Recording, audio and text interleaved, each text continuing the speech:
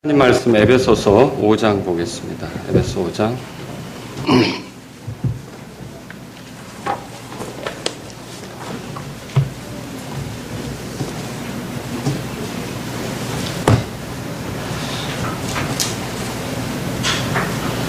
(15절부터 16절까지) 15절부터 16절까지 우리가 지난주에 봤던 부분인데 다시 한 번 더 보겠습니다. 같이 읽겠습니다. 그런즉 너희는 주의하여 어리석은 자가 아니라 지혜로운 자로서 조심스럽게 걸어 시간을 되찾으라. 날들이 악하니라. 아멘. 자, 오늘은 여기 조심스럽게 걸어 찾으셨습니까? 15절에 나오죠? 오늘 말씀의 제목이 되겠습니다. 우리가 지난 시간에 살펴본 내용은 어떤 것이냐? 그리스도인으로서 이제 살아가는 거. 이건 이제 지혜로운 자로서 걷는 것이다. 이렇게 그 내용을 살펴봤습니다. 기억나십니까? 예. 하나님께서 말씀하셨습니다. 시편 14편 1절에 보면 어리석은 자가 마음속으로 이르기를 하나님은 없다 하였도다. 읽어보신 적 있죠?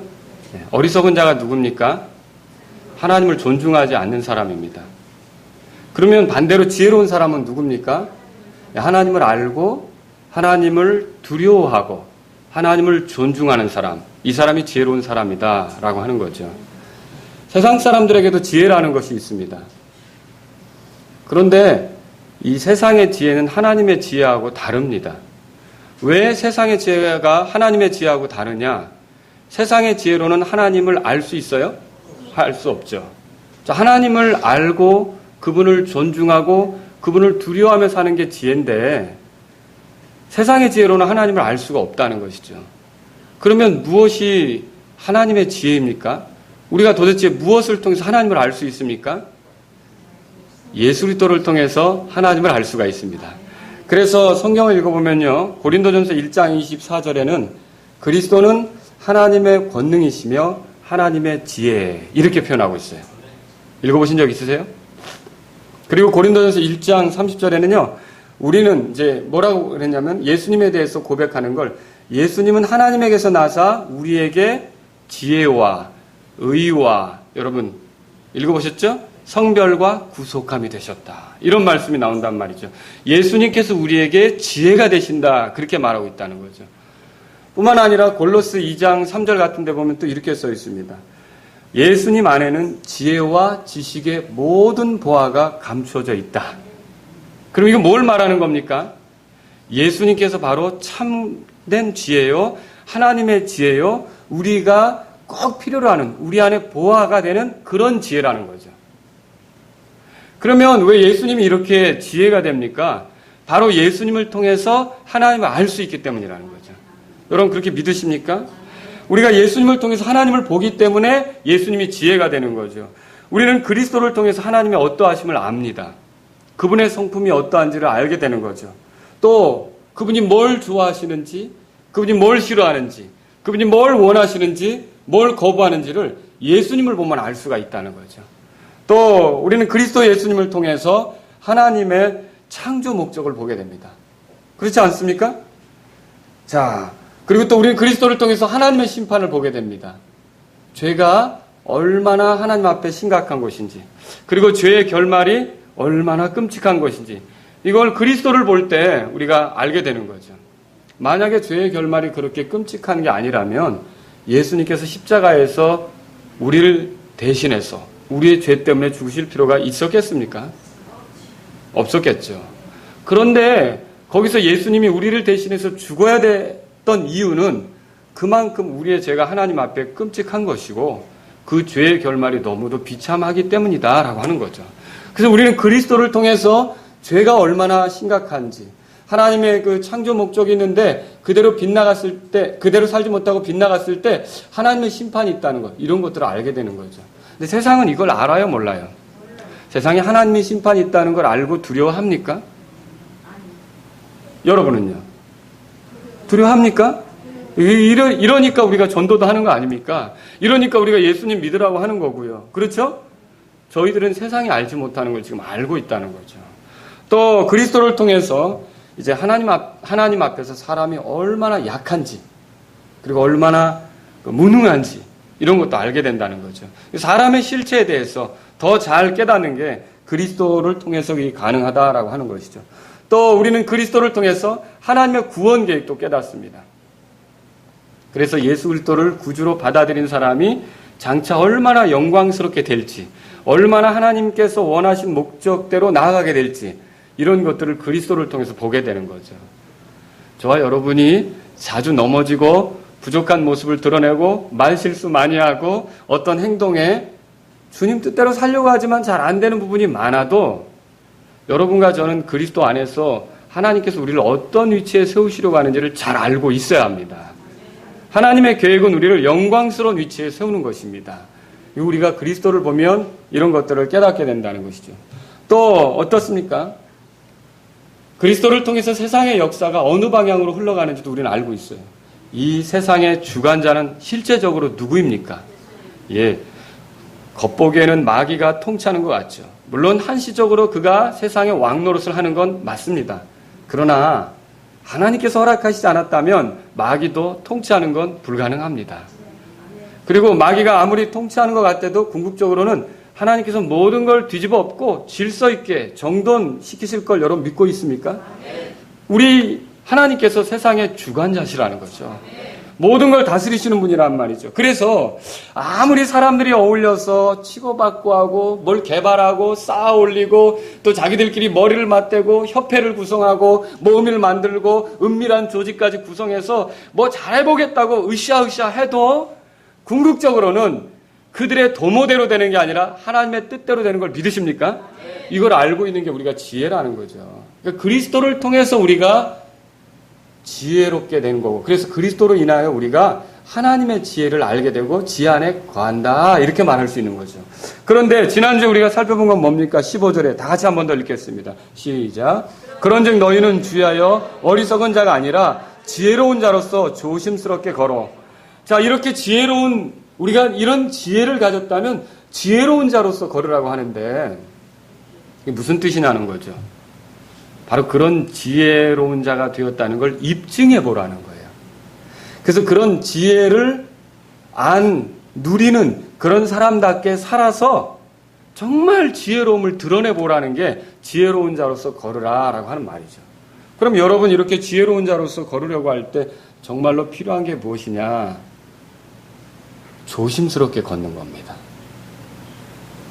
저는 그리스도인들이 왜 시험에 드느냐? 조심스럽게 걷지 않기 때문이라는 거죠. 그리스도인들이 왜 다른 사람을 실족시키느냐? 조심스럽게 걷지 않기 때문이라는 거죠. 그리스도인들이 왜 교회에 피해를 끼치느냐? 조심스럽게 걷지 않기 때문이라는 거죠. 이게 제가 이걸 그냥 넘어가려고 하다가 이 짧은 표현을 그냥 넘어갈 수가 없겠더라고요. 정말로 우리가 지혜롭게 살기를 원한다면 조심스럽게 걸어야 되는 겁니다. 요즘처럼 조심성을 잃어버린 세대가 있습니까? 그냥 내가 편하면 다 해요. 내가 좋으면 다 해요. 내가 원하는 대로 하려고 하는 거죠.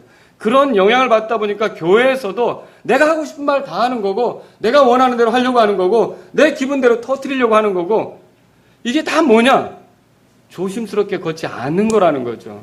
결국 이걸로 인해서 지혜로운 자로 드러나기는커녕 어리석은 자로 드러나는 거라는 거죠. 목소리 크면 지혜로운 겁니까? 아니라는 거죠. 뭐가 지혜로운 자냐는 거죠. 그래서 제가 오늘 이 말씀을 통해서 여러분에게 드리려고 하는 것은 첫 번째는 지혜로운 자로서 우리가 걷기 위해서 조심스럽게 걸어야 되는데 조심스럽게 걷는 게 뭔지를 말씀드릴 거예요. 그 다음에 왜 우리가 그렇게 살아야 되는지를 말씀드리기를 원합니다. 이게 오늘 제가 이 설교에서 다루려고 하는 내용이죠. 자, 그러면 조심스럽게 걷는 것이 무엇을 말합니까? 성경을 가지신 분은 영어 성경을 잘 보세요. 조심스럽게 걷는다라고 하는 단어를 여러분이 15절에서 찾을 수가 있어요. 그런데 여기 circum이라고 하는 거는요, 뭐냐면 주변, 주위, 상황. 우리가 상황 같은 걸 circumstance 이렇게 부르지 않습니까? 주변, 상황 이런 것들을 얘기해요. 그런데 거기에 본다라는 의미, spect라고 하는 단어가 들어가 있어요. 그러면 이게 합쳐져서 뭐냐면 주변을 골고루 살피는 거예요. 그게 조심스럽게 걷는 거죠. 주변을 골고루 살피는 게 조심스럽게 걷는 거라는 거죠. 그래서 이건 마치 어떤 정글에 들어갈 때 낯선 곳에 들어갈 때, 위험한 곳에 들어갈 때 사람이 취하는 행동과 같은 거라는 거죠. 여러분 그때 어떻게 할까요? 우리가 거기에 사나운 짐승이 있을 수도 있고 뱀이 나타날 수도 있고 벌레가 떨어질 수도 있고 독풀이 있을 수도 있잖아요. 그렇죠? 그럴 때 우리가 그냥 막 놀이동산 온 것처럼 뛰어들어갑니까? 천만에요. 그렇게 안 한다는 거죠. 우리는 어떻게 이렇게 하면서 가잖아요. 이게 조심스럽게 걷는 게 그거 아닙니까? 이런 걸 생각해 볼 수 있어야 돼요. 그래서 처음 숲속으로 들어가는 사람이 취하는 자세, 아주 위험한 상황에 들어가는 사람이 취하는 자세, 그게 조심스럽게 걸어 그런 거라는 거죠. 자, 제가 이제 아침에 일어나니까 이제 그 바깥을 내다보는 경치가 좋더라고요. 이렇게 내려다보니까. 근데 야 하고 이렇게 가는데 우와 하고 가다가 한번 부딪혔어요. 유리에. 베란다 유리에. 아 그게 있는 걸 못 본 거죠. 와 하고 가다 띵 했는데 제가 만약 전반적으로 이 주변 상황을 잘 보고 유리가 닫혀져 있구나 그랬다면 어떻게 됐을까요? 아 이게 문을 열고 아무리 보고 싶어도 순서대로 문을 열고 딱 갔을 텐데 와 띵. 이게 조심스럽게 걷는다는 건 뭡니까? 주변을 잘 살피면서 걷는 걸 얘기하는 거예요. 그래서 조심스럽게 걷는 걸 좀 정의한다면 다른 게 아니라 충동적이 되지 않는 거예요. 충동적이 된다는 건 뭡니까? 생각 없이 뛰어드는 거 아닙니까? 자, 지난번에 우리가 어리석은 자의 특징에 대해서 말할 때 기억나십니까? 한 가지 어리석은 자의 특징은 뭐냐면 욕구를 따라, 충동에 따라, 감정에 따라 움직인다는 거였어요. 기억나세요? 욕구나 감정이 나쁜 건 아니지만 생각에 의해서 통제되지 않으면 문제를 일으킨다고 그랬죠? 생각을 하면서 움직여야 되는데 생각 없이 사는 거예요. 그러니까 우리가 조심스럽게 걸려면 생각을 좀 해야 돼요. 뭐 영적인 사람은 생각 안 하고 즉흥적으로 한다. 아이 천만의 말씀이에요. 더욱 하나님 말씀대로 살려고 하는 사람일수록 생각을 하면서 하나님이 자기에게 주신 지각을 써서 우리 몸으로 헌신하듯 우리 지각을 써서 우리가 생각하며 살아가려고 한다는 걸 기억하셔야 되는 거예요. 생각 없이 말하고 여러분 후회한 적 없습니까? 상황 파악 제대로 못하고 말해가지고 후회하죠. 말해서 나중에 부끄럽게 된 적 없습니까? 그저 기분에 따라 말한 거예요. 즉흥적으로 말한 거죠. 왜 이런 후회를 하게 됩니까? 조심스럽게 말하지 않았기 때문에 그렇다는 거죠. 다시 말해 잘 둘러보고 말했더라면 그런 일이 생기지 않았을 거라는 거예요. 전후 상황을 잘 살피고 말했더라면 그런 일이 생기지 않았을 거라는 거죠. 그런데 무엇이 그렇게 급한지 제가 아까 창문도 열지 않고 밖을 보겠다고 뛰어드는 것처럼 전후 사정 다 살피지 않고 딱 그 상황 보고 그냥 즉흥으로 반응하는 거예요. 즉흥으로 얘기하는 거예요. 그냥 속상한 대로 털어놓는 거죠. 그게 바로 조심스럽게 걷지 않는 거예요. 그게 바로 지혜롭게 살지 않는 모습이라는 거죠. 성경은 우리가 그렇게 사는 걸 원치 않아요. 모든 상황을 둘러보고요. 또 너무 우리가 즉흥적으로 하는 게 아니라 상황이 어떤지도 보고요. 내가 정말 이런 말을 해도 적절한 것인가? 이것이 하나님을 믿는 사람으로서 합당한 말인가? 합당한 태도인가? 이런 것들을 가지고 움직이는 것이 조심스럽게 말하는 것이다 라고 하는 거죠. 실제로 조심스럽게 말하지 않는 사람은 조심스럽게 걷지 않는 사람은 상처도 잘 받아요. 좀 진지하게 앞뒤를 잘 계산해 보면 아 그래서 이랬구나. 나중에는 웃을 수도 있는 건데 그게 아니라 너무 그 상황만 보고 앞만 보고 주변 상황을 안 보고 왜 이런 말이 나왔는지 왜 이런 상황이 됐는지 왜 이런 그런 일들이 일어났는지를 꼼꼼히 따져보지 않고 그것만 보고서 움직이는 사람은 상처도 잘 받아요. 힘들어하는 것도 쉽고요. 그러면 기쁨이 사라지죠. 믿음의 즐거움, 주님을 섬기는 즐거움 이런 것들을 잃어버릴 수 있다는 거죠. 저와 여러분들은요. 그래서 상황을 잘 둘러보면서 여러분 모든 것들을 이렇게 주변을 보면서 내가 어떻게 처신해야 되는지 생각을 하면서 움직여야 된다는 걸 기억하시기 바랍니다. 교회에서 더더욱 그래요. 어떤 사람이 어떤 말을 했을 때 내 입장에서만 생각하고 맞대응하는 거는요. 조심스럽게 걷는 게 아니란 말이죠. 조심스럽게 걷는 사람은요. 전후 상황, 그리고 취지, 말하는 의도, 배경 이런 것들을 다 잘 살피고 충동적으로 맞대응하지 않습니다. 그러나 조심스럽게 걷지 않는 사람은 어때요? 그래서 서운한 것도 쉽게 생기고 기분 상하는 일도 쉽게 생기고 그래서 어때요? 그런 식으로 행동한 것들이 다 어리석은 행동으로 드러나게끔 된다는 거죠. 우리는 어떻게 해야 되겠습니까? 좀 이렇게 생각을 하면서 살펴봐야 돼요. 조심스럽게 걷는 건 다른 게 아닙니다. 또 그래서 자기 입장을 생각하는 게 아니기 때문에 자기 자신만을 생각하는 게 아니라는 거죠. 주변 상황을 골고루 보는 거예요. 그래서 내가 하는 행동, 내가 하는 말, 내가 보이는 태도가 주변에 어떤 영향을 미칠지도 생각하는 게 조심스럽게 걷는 거죠. 여러분, 만일 그 아간이 좀 더 조심스럽게 걸었다면 그 저주받은 물건에 손을 댔을까요? 안 됐죠. 결국 어떻게 됐어요? 그거 손을 대는 바람에 전체 이스라엘 백성이 아이성 전투에서 대패하죠.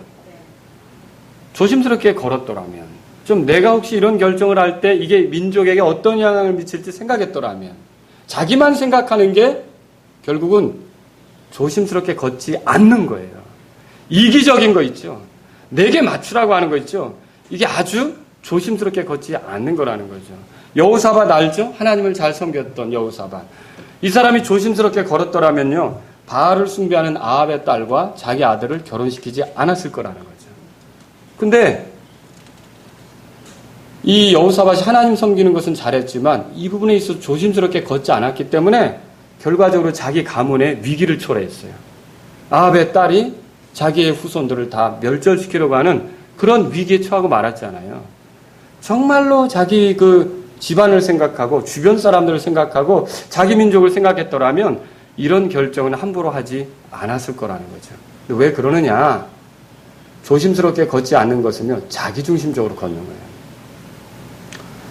그러므로 조심스럽게 걷는 건 어떤 행동을 하기 전에 살펴보는 거죠. 이게 내 주위에 있는 다른 그리스도인에게 어떤 영향을 미칠까? 이게 믿지 않는 사람에게 어떤 영향을 미칠까? 이게 내 가족들에게 어떤 영향을 미칠까? 이게 우리 교회 성도들에게 어떤 영향을 미칠까? 여러분, 이게 조심스럽게 행동하는 사람, 조심스럽게 걷는 사람의 모습이라는 거죠. 제가 그런 얘기를 이제 우리 아들한테 들었어요. 해병대 훈련 중에 이게 막 이렇게 밖에서 훈련을 하는데 조명탄을 쏴야 됐나 봐요. 근데 그날 춥고 바람이 많이 부는 날이었대요. 근데 이제 조명탄을 쏴서 이렇게 밤에 딱 이렇게 해가지고 이제 막 비치게 해야 되는데 부관들이 바람이 너무 부니까 중대장님 쏘면 안 될 것 같습니다. 쏘면 안 될 것 같습니다. 그랬어요. 그런데 결국은 아니야 하고 결국은 쐈어요. 조명탄이 날아갔는데 이게 떨어졌는데 어느 풀숲에 들어갔는데 바람 때문에 불이 붙었어요. 그래가지고 그날 밤 내내 해병대원들이 불 끌어 다니라고 애를 썼던 거죠. 근데 만약 이 주변 상황을 잘 보고서 그런 결정을 했더라면 그런 일이 있었을까요? 없었겠죠. 우리 교회 지체 중에 한 분이 이사할 때 이제 한 4, 5층 이렇게 이사를 하는데 그날 사다리 차를 쓸 것 같은데 아침에 일어나서 이렇게 기도하고 이런 이제 생각을 하는데 오늘 바람이 많이 부는데 걱정이 되더라고요. 근데 엘리베이터로 이사를 했다는 거예요. 만약 사다리차로 이사를 했더라면 혹시 훅가닥 넘어갈 수도 있었던 거죠. 그 상황을 보면서 이렇게 행동해 나가는 거죠. 자, 가정을 이룬 그리스도인 남자가 아이들만 데리고 사는 어려운 형편에 처한 여자를 돕겠다고 쌀도 사다 주고 아이들에게 먹을 것도 갖다 주는 거예요. 그런데 뭐 혼자 가면서 갔다가 빨리 주고 오는 거죠. 여러분 어떻게 생각하세요? 이 사람은 결백하다고 얘기를 했죠. 그런데 문제가 생겼어요. 사람들 입에서 이상한 말들이 도는 거죠. 그걸 해명하기 위해서 진땀 빼고 아주 고생을 한 거죠. 여러분, 왜 그럼 그게 뭐가 문제입니까? 조심스럽게 걷지 않은 거라는 거죠. 좋은 일을 하려고 했어도 조심스럽게 걷지 않으면 그런 일들이 생긴다라고 하는 거죠. 오늘날 시대는요, 너무 조심스럽게 걷지 않는 그런 일들이 많다는 거죠. 그러니까 제가 이 말씀을 드리는 것은요, 교회 안에서 말을 하거나 어떤 행동을 하거나 입장을 보이거나 목소리를 높이려고 할 때도 좀 생각을 하시라는 거죠. 그냥 내 기분이 못마땅하고 내가 속상하고 내가 이게 정말 불만이고 이래서 막 할 게 아니라 정말 어떻게 말하면 지혜롭고 어떻게 말하면 하나님께 영광이 되고 어떻게 말하면 다른 지체들이 마음 상하지 않으면서 잘 얘기할 수 있는가를 좀 생각해 보시라는 거죠. 그런데 그런 생각 없이 그냥 막 터뜨리는 거예요. 그게 조심스럽게 걷지 않는 거라는 거죠. 그런 것 때문에 목사님도 스트레스 받고, 그런 것 때문에 성도들도 스트레스 받고, 그런 것 때문에 서로 간에 불편하게 되고, 그런 것 때문에 예배 정말 말씀 잘 듣고 열심히 은혜 받고 아멘 아멘 했는데 나가면서 은혜 다 깨질 수도 있어요. 왜 그런 일이 생기느냐는 거죠. 조심스럽게 행동하지 않기 때문이라는 거죠. 아주 이게, 그래서 성경은 이 말을 여기다 박아 놓으셨어요. 좀 조심스럽게 걸어라. 그리스도인이고 은혜 받았고 구원 받았다고 해서 막 사는 게 아니라 생각하고 말하고 생각하고 결정하고 생각하고 행동하고 다른 지체들에게 좀 안 좋은 얘기라도 싫은 얘기라도 의견을 표현하더라도 좀 마음이 상하지 않도록 얘기하려고 노력을 해라. 조심스럽게 하라고 이렇게 얘기하는 거라는 거죠. 근데 그게 안 돼요. 이건 뭐 나이를 떠나서 남자 여자를 떠나서 안 되는 경우가 많다는 거죠. 그냥 툭툭 나오는 거예요. 툭툭. 여러분, 이거는 성령님을 따르는 것도 아니고요. 육신을 따르는 거예요. 욕구를 따르는 거예요. 충동을 따르는 거예요. 이런 옛사람을 따르는 거예요. 언제까지 이런 식으로 살아갈 거냐는 거죠. 그래서 교회 오면 찬송할 땐 좋았어요. 예배 드릴 땐 좋았어요. 말씀 들을 땐 좋았어요. 그런데 이제 교제하면서 어퍼컷, 라이트, 레프트, 펀치. 창으로 찔러대듯이 말을 하고. 여러분, 이건 아니라는 거죠. 조심스럽게 걸으라고 주님께서 말씀하고 있어요. 그래서 조심스럽게 걷는 건 다른 게 아닙니다. 그래서 찬찬히 살피는 거예요. 대충대충 하지 않는 거죠. 잘 살피는 거죠. 꼼꼼하게, 그래서 정확하게 살피면서 가려고 하는 게 조심스럽게 걷는 거죠. 이렇게 가려면요, 중요한 게 하나 있어요. 여러분 잘 들으세요. 조심스럽게 걷고 싶으십니까? 그러면요, 어떻게 걸어야 되는가? 조심스럽게 걷는 건 다른 게 아니라 그 자를 가져야 돼요. 자가 뭐냐면 원리예요. 조심스럽게 걷지 않는 사람의 특징은 원리가 없어요. 그 뭐예요? 되는 대로, 기분대로, 즉흥대로예요. 근데 조심스럽게 걷는 사람은요, 기준이 있어요. 원리가 있어요. 거기에 맞추려고 해요. 그러면 여러분 대답해 보세요. 저와 여러분의 삶의 원리가 무엇입니까? 하나님 말씀이죠. 믿으십니까? 하나님 말씀이에요. 그래서 그리스도인의 삶의 기준은 주의 말씀이고요. 지혜로운 사람은 주의 말씀을 가까이 하게 돼 있어요. 그래서 성경에 보면 이렇게 돼 있죠. 시편 1편에 주의 율법을 기뻐하며 그분의 율법을 밤낮으로 묵상하는 자가 복 있는 자다. 그럼 왜 말씀을 묵상하는 자가 복 있는 자입니까? 그게 기준이 되어서 그 사람을 이끈다면 그게 복이 되는 거죠. 근데 이런 기준이 없어요. 그러면 여러분이 나 말씀 읽는데요? 나 설교 듣는데요? 근데 읽을 때뿐이에요. 들을 때뿐이죠. 삶에서는 그게 기준으로 살아나지 않는 거죠.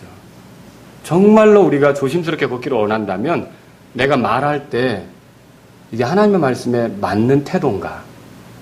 내가 다른 사람에게 어떤 태도를 보일 때 이것이 성령님을 모신 사람으로서 합당한 태도인가? 내가 어떤 그 행동을 할 때 이것이 하나님의 자녀로서 합당한 태도인가? 이런 걸 진지하게 생각하면서 해야 되는데 그 순간만큼은 충동적이에요. 자기가 하고 싶은 대로 하는 거예요. 자기 욕구대로 하고 싶은 거예요. 자기 기분대로 하고 싶은 거예요. 자기가 가지고 있는 관념대로 하고 싶은 거예요. 그러니까 지혜롭게 걷지 못하는 거죠. 어리석은 자로서 드러나는 거죠. 저 여러분들 한번 돌아보세요. 정말 우리의 삶의 기준은 다른 게 아니라 하나님 말씀해야 된다는 걸 믿으시기 바랍니다. 그래서 말씀을 읽는 거예요. 그리고 이 말씀은 그냥 읽는 게 아니라 내 삶의 자로 삼으려고 하는 거죠. 그래서 이런 표현이 그리스도인으로서 적당한가?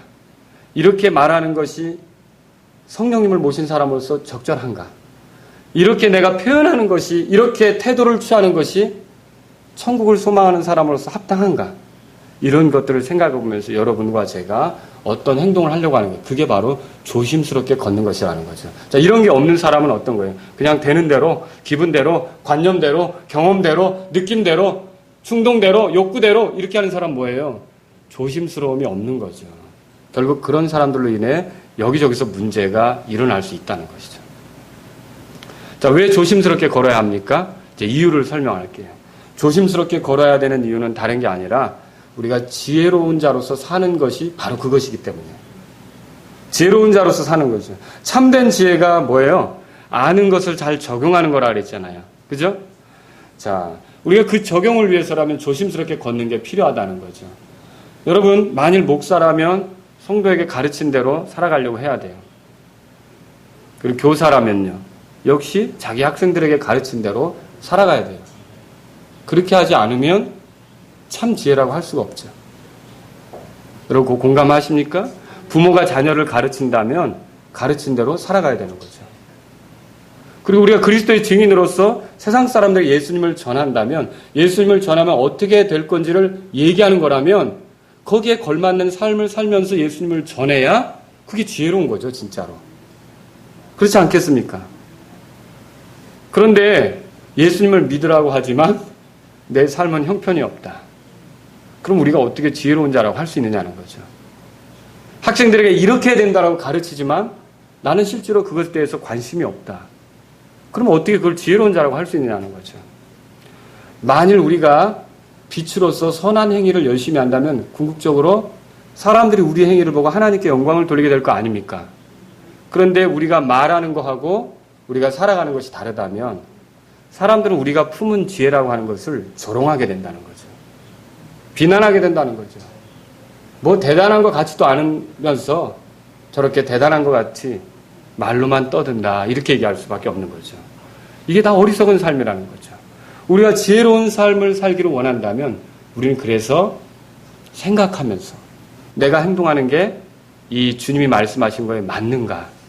내가 취하는 태도가 어떤 사람에게 취하는 태도, 어떤 일을 대하는 자세, 어떤 내게 주어진 임무를 수행하는 자세, 이런 모든 것들이 주님이 나를 이렇게 그런 기회를 주신 것에 맞게 내가 그렇게 하고 있는가? 말씀에 비추어서 여러분이 끊임없이 점검할 수 있기를 주의 이름으로 바랍니다. 그게 지혜로운 거라는 거죠. 성경을 찾아보세요. 마태복음 7장입니다. 마태복음 7장.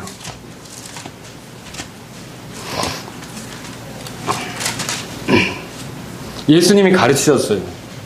24절 보세요. 그러므로 누구든지 나의 이 말을 듣고 그것들을 뭐라고 돼 있죠? 행하는 자를 나는 자기 집을 반석 위에 지은 누구라고 부른다고요? 지혜로운 사람과 같다 하리라 그랬어요. 비가 내리고 홍수가 나고 바람이 불며 그 집에 부딪히되 그것이 무너지지 아니하였나니 이는 그것을 반석 위에 세웠기 때문이라. 그러면 예수님의 말씀에 예수님이 지혜로운 자라고 하는 건 나의 이 말을 듣고 그대로 행하는 자라는 거죠. 그러면 설교를 수없이 들어도 거기에 대해서 조금 더 마음의 반응이 없어요. 그대로 살고자 하는 열의가 없어요. 나 그 방면에서는 따를 수가 없다라고 고집을 부려요. 그럼 지혜로운 거라고 할 수 있습니까? 아니라는 거죠. 참으로 어리석은 길로 가고 있다는 거죠. 그 밑에 보세요. 26절 나의 이 말을 듣고 그것들을 행하지 아니하는 모든 자는 자기 집을 모래 위에 지은 뭐와 같다고요? 어리석은 사람과 같으리라. 비가 내리고 홍수가 나고 바람이 불어 그 집에 부딪힘에 그것이 무너져 그것의 무너짐이 심하였느니라 하시니라. 그래서 결국은 이 말씀에 따라 살고자 깊이 생각하지 않고 그냥 즉흥적으로 행동하는 것은 다 모래 위에 집을 짓는 어리석은 것과 같다는 거죠. 여러분, 우리는 생각해 봐야 돼요. 내가 그 자매를 대하는 태도, 그 형제를 대하는 태도, 그 일을 대하는 태도, 이런 모든 것들이 하나님 말씀을 배운 대로 하고 있는지 아니면 내 생각대로 하고 있는지 그냥 내가 기분대로 하고 있는지 여러분과 저는 진지하게 생각해 볼 필요가 있다는 거죠. 조심스럽게 걷는 것은요. 그래서 세상의 사악함에 대처하는 것이기 때문에 우리가 이렇게 걸어야 됩니다. 두 번째로 보면요. 에베소 5장 보세요. 돌아가 보시면 그런즉 너희는 주의하여 어리석은 자가 아니라 지혜로운 자로서 조심스럽게 걸어 시간을 되찾으라. 날들이 뭐라고 돼 있어요? 악하다 그랬죠. 왜 우리가 조심스럽게 걸어야 되느냐? 세상이 악해요. 여러분 세상이 악한 걸 알고 있습니까? 우리는요. 위험한 정글에 들어가는 것 같아요. 사나운 짐승들과 독풀 그리고 위험한 요소들이 가득한 정글 속으로 들어가는 것 같다는 거죠. 놀이동산에 들어가는 것 같은 그런 순간을 맞는 게 아니란 말입니다. 조심스럽게 걸어야 될 이유는 거기 있어요. 세상을 사는 우리에게 세상이 우호적입니까? 적대적입니까? 얼마나 교활하게 적대적이냐면요. 저와 여러분들을 세상에 동화되게 만들어요. 세상에 물들게 만드는 거죠. 세상과 비슷하게 가게 만드는 거죠. 그래서 결국은 어떻게 하려고 하느냐면 간증을 잃어버리게 하려고 하는 거예요. 그 간증을 잃어버리면 저와 여러분들은 하나님의 영광을 위한 도구로 살 수 있습니까? 없죠. 이런 걸 안다면, 세상이 악하다는 걸 안다면, 제가 지난주에 여러분에게 세상이 악하다는 말을 쓸 때 주님이 오실 때가 다 되었다 이런 말로 여러분에게 표현했어요. 기억나십니까? 그만큼 지금 세상이 악하게 가 있어서 그리스도인들도 정신 차리지 못하면 죽은 자들 틈에서 잠자게 돼요. 영적인 활동을 활발하게 하기는커녕 육신적으로 살아갈 수밖에 없는 그런 묘한 세상이 되었다는 거죠. 돈벌이가 되면 이제 돈벌이가 잘 되니까, 또 재미있는 일이 있으면 그래도 심심치 않으니까 그냥 뭐 살지 하면서 자기도 모르게 이 세상에 묻혀서 살아갈 수밖에 없는 그런 세상이 되어버렸다는 거죠. 저와 여러분들이요, 세상의 사악함을 안다면 더 조심스럽게 걸 필요가 있다는 거죠. 조심스럽게 걸어갈 필요가 있다는 것입니다. 자, 여러분 세상을 살펴보세요. 이 세상은 지금 하나의 세계를 이루려고 하고 있어요. 그거 알고 있습니까? 그런데 그 세계를 이루는데 누가 얼마나 다치든지 얼마나 위험에 처하든지 개의치 않습니다. 그 계획대로 몰아가려고 하고 있어요. 그래서 뭘 원하는 겁니까? 그리스도께서 통치하는 걸 대적하고 그리스도에 대해서 반대하려고 하는 세상을 만들려고 하는 거죠. 또 이 세상이 어디로 가고 있습니까? 모든 종교들을 하나로 묶는 거예요. 근데 하나만 빼고, 그 하나가 뭐예요? 예수님 믿는 거죠. 예수님 믿는 것만 왕따시키고 자기들끼리 가려고 하는 거예요. 경제적으로 힘 있는 기득권자들이 많은 사람들을 빚지게 해서 노예로 살아가게 이렇게 만들려고 하는 게 지금 세상이에요. 얼마나 악한 세상인지요. 어떤 돈벌이가 된다면 그 유전자 조작된 식품이 이후로 얼마나 해로운 영향을 미칠지 검증도 안 해보고 연구도 안 해보고 정확하게 분석해내서 그 안전성 여부를 확인하지도 않고 팔아 제끼는 게 지금 세상이에요. 돈벌이만 된다면 마약도 술도 열심히 퍼나르고요. 그리고요, 또 어떻습니까? 사람을 납치하고 때리고 감금하고 노예로 삼고 사람의 장기들을 빼내고, 이게 지금 세상이에요. 그럼 우리가 정신을 차리지 않으면 이런 세상에 우리도 모르게 점점 젖어들어서 문제가 없는 것처럼 살아갈 수가 있다는 거죠. 세상과 친구가 되는 것이 하나님과는 뭐가 되죠? 원수가 된다 그랬죠. 그래서 우리가 조심스럽게 걸어야 된다는 걸 성경이 말하고 있는 거죠. 조심스럽게 걷는 것은요, 왜 필요합니까? 이게 주어진 기회를 살리는 것이기 때문에 필요합니다. 여러분 이 말씀을 보세요. 에베소 5장에 보시면 다 같이 또 16절 보세요. 시작. 시간을 되찾으라. 날들이 악하니라 그랬어요. 자, 조심스럽게 걷는 것은 시간을 아끼는 것과 관계가 있어요. 제가 지난주 시간을 되찾는 거 설명했죠? 뭐 물건 사려고 기다리고 있다가 탁 바짝 한 3일간 세일할 때 왔다 하고 그 기회를 놓치지 않고 그때 물건 사는 거. 여러분 얘기했었죠?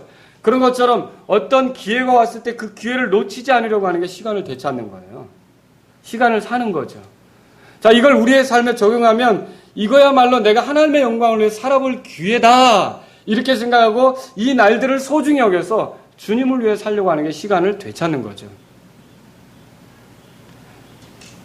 여기 시간을 되찾으라는 말이 그런 거라는 거죠. 여러분 지혜가 뭡니까? 지식이 없으면 지혜로 없습니까? 아니죠. 지식이 있어야죠. 그런데 지식이 있다고 해서 다 지혜로운 겁니까? 지식을 사용할 줄 알아야죠. 자, 재능이 없으면 편안한 생활을 살 수가 없습니다. 또 안락한 삶을 누릴 수가 없죠. 그런데 재능이 있다고 해도 그 재능을 달란트 묻어두듯이 그렇게 묻어두고 썩히면서 사용하지 않으면 아름다운 삶, 멋진 삶, 그런 삶 경험할 수 있습니까? 아니죠. 기회가 없으면 어떤 거 할 수 없습니다. 그런데 기회가 왔어요. 아무리 기회가 왔어도 그 기회를 가볍게 여긴다.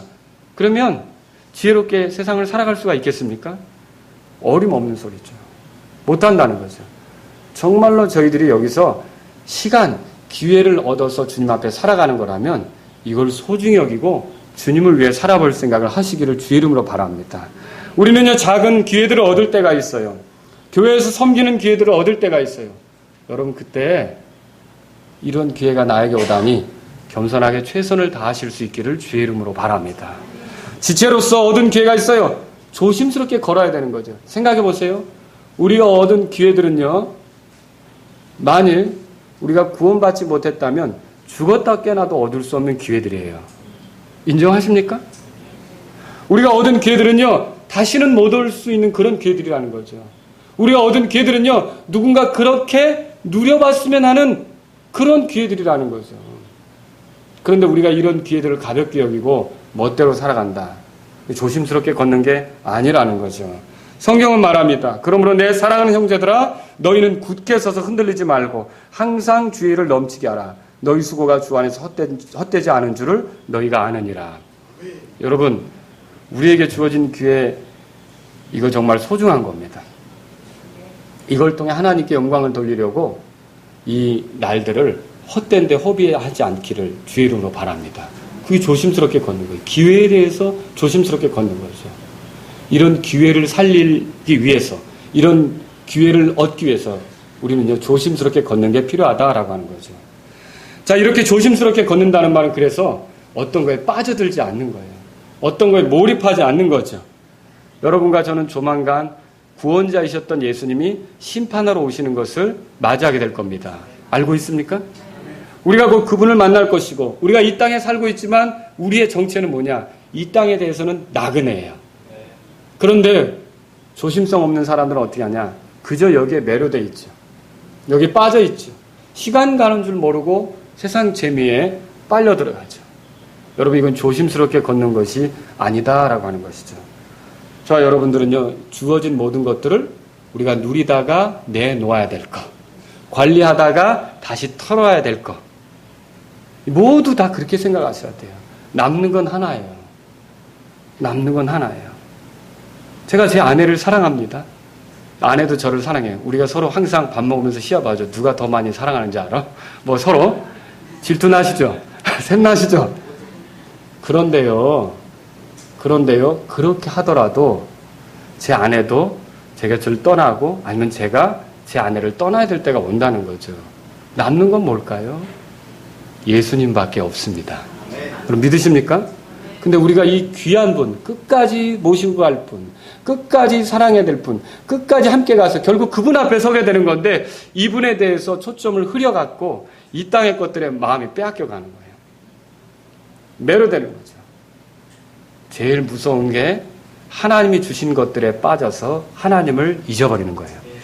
하나님이 주신 좋은 직장에 빠져서 하나님을 잊어버리는 거예요. 예수님을 잊어버리는 거죠. 하나님이 이 목회지를 주셔서 좋은 목회지에서 사역하는 게 귀하긴 하지만, 이 목회지보다 더 정말로 귀한 것은 예수님이라는 걸 제가 알아야 되는 거 아닙니까? 우리 모두가 다 그렇다는 거죠. 하나님이 무엇을 주셨든지 여러분 거기에 빠져서 정신을 잃어버리면 조심스럽게 걷는 거예요, 아니에요? 아니라는 거죠. 여러분과 저는요, 잘 생각하셔야 돼요. 뭔가 하나에 빠져드는 게 없는가. 이건요, 꼭 어떤 주어진 것뿐만 아니라 내가 살아가는 환경에서도 그래요. 여러분 좀 크게 주변 환경을 보세요. 제가 주변 환경을 보라는 얘기는 뭐냐면, 여러분이 불편하게 지내는 그 지체 나중에 하늘에서 다 만날 거라는 거죠. 예수님께서 그걸 왜 그런 식으로 처리했는지를 물을 거라는 거죠. 왜 말씀대로 순종하지 않았는지 그것에 대해서 여러분을 질책할 거라는 거죠. 좀 넓게 보세요. 지금 당장 내가 겪은 일로 고생스럽고 괴로워서, 그 형제가 나한테 속상한 말을 했으니까 나 그 형제는 용서도 안 해. 나 진짜 속상. 여러분, 이게 아니라는 거죠. 내게 힘든 말을 했을 수도 있어요. 속상한 태도를 보였을 수도 있어요. 그러나 구원받은 사람이랑 우리가 다 모일 거예요. 눈을 좀 크게 뜨세요. 영혼을 보세요. 잠깐 여기에서만 급급해서 좁은 시각을 가지고 살지 말란 말이죠. 이게 조심스럽게 걷지 않는 거예요. 우리가 조심스럽게 걷는다는 건 뭡니까? 장차 하나님 앞에서 다 같이 모여서 우리의 죄들을 용서해 주신 것과 십자가에서 우리를 희생되신 것과 또 우리를 이렇게 부활의 몸으로 있게 하신 것을 찬양하면서 함께 즐거워하면서, 그때 여러분 정말 예를 들어서 5년 뒤에 우리가 휴거돼서 올라갔는데 그때 서로 다 만났는데 말이죠. 7년 전에 정말 되게 속색했어. 뭐 이렇게 하면 서로 거기서 그렇게 할까요? 영혼을 바라보시란 말이죠. 눈을 크게 떠서 이렇게 상을 보세요. 내가 지금 어디로 가고 있는가? 이 지체는 어디로 가고 있는가? 왜 예수님은 이 지체를 위해서 피 흘리셨는가? 왜 예수님께서는 이 지체를 대신하셨는가?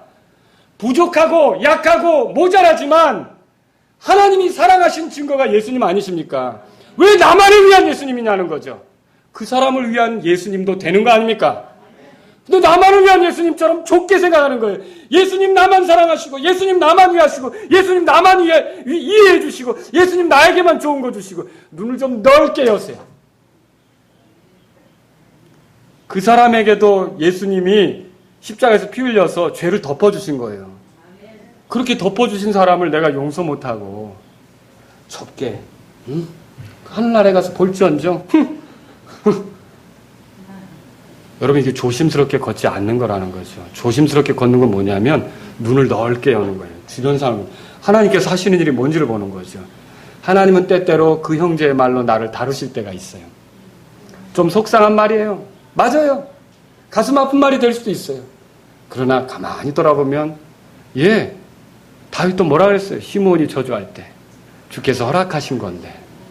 여러분 아시죠?